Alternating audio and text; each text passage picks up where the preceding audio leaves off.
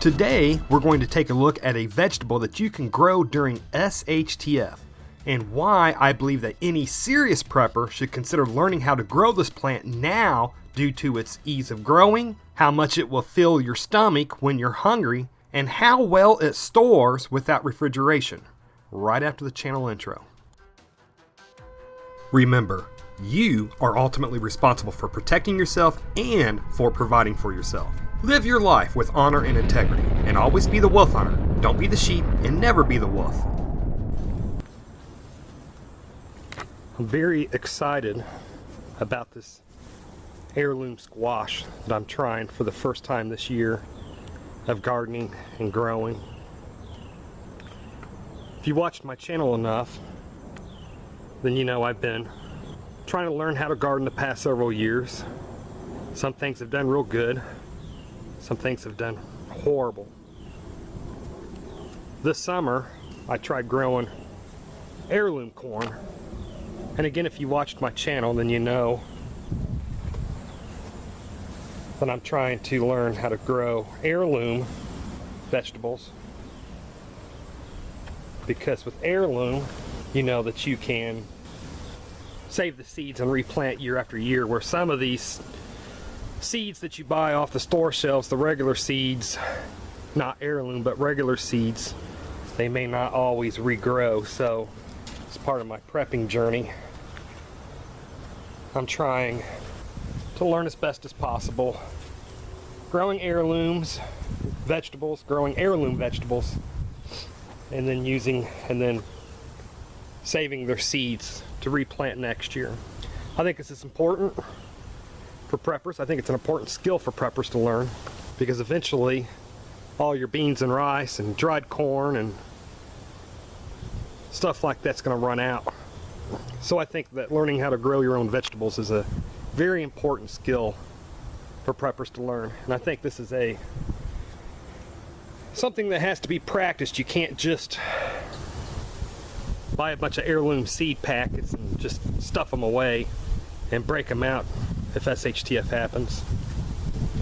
I've definitely learned that gardening is a skill, takes a little bit of practice. I'm very excited about these heirloom winter squash. It's my first year doing them. I think you can see there's hardly anything left in this garden bed now, but they came up out of the raised garden bed, really just overtook the yard. Some of you folks that's grown squash in the past or grow a lot of it is going to say, no duh, ethical preparedness. Squash and pumpkins and stuff like that will really overtake your yard. Like I said, this is my first year doing it, so I'm learning. So again, first year doing it, I'm thinking this is getting real close to being ready to be picked. It's looking real cork-like. Looking dry and cork-like. I think it's ready to be picked. And the only thing though is, everything else I see seems to say that the skin should be real super tough and you shouldn't be able to put your thumbnail into the skin. And it's not that difficult for me yet to do my thumbnail like that. So I'm just going to give it a few more days or another week or so. But if you're not familiar with winter squash,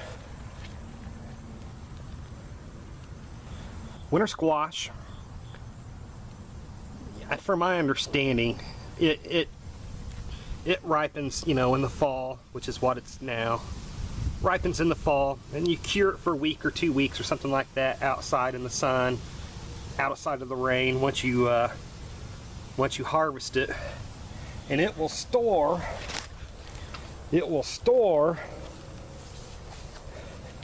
inside, not having to be refrigerated, not having to be vacuum packed or freeze dried or anything like that, but it will store pretty much all winter sitting on your counter.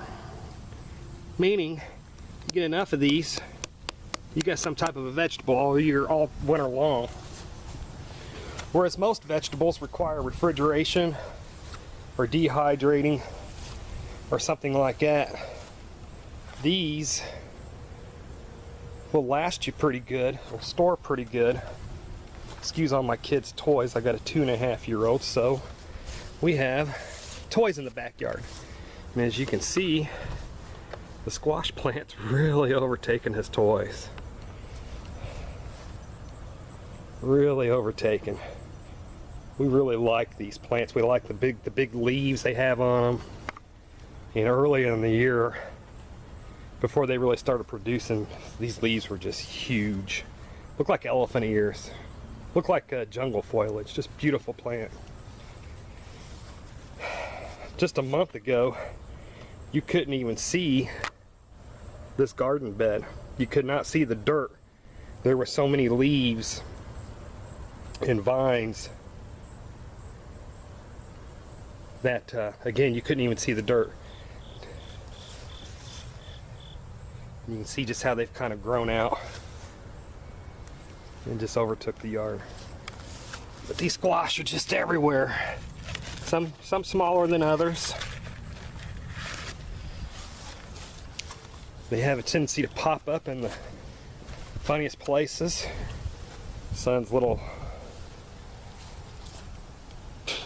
school bus slide, whatever it is. And boom, underneath there. Pretty decent squash. Just growing away. Just today, found this new one.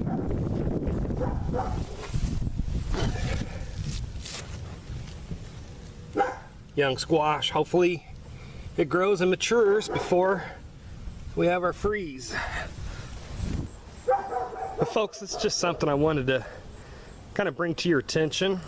My heirloom corn just totally died off on me. I was used to planting normal corn, and this heirloom corn just really sucked all the nutrients out of the garden bed, and the corn all just withered away and died. So after I plucked up all the corn, I actually got a late start on this winter squash. About a month's too late start on it, or about a month's late start on it. But once I plucked up all the corn,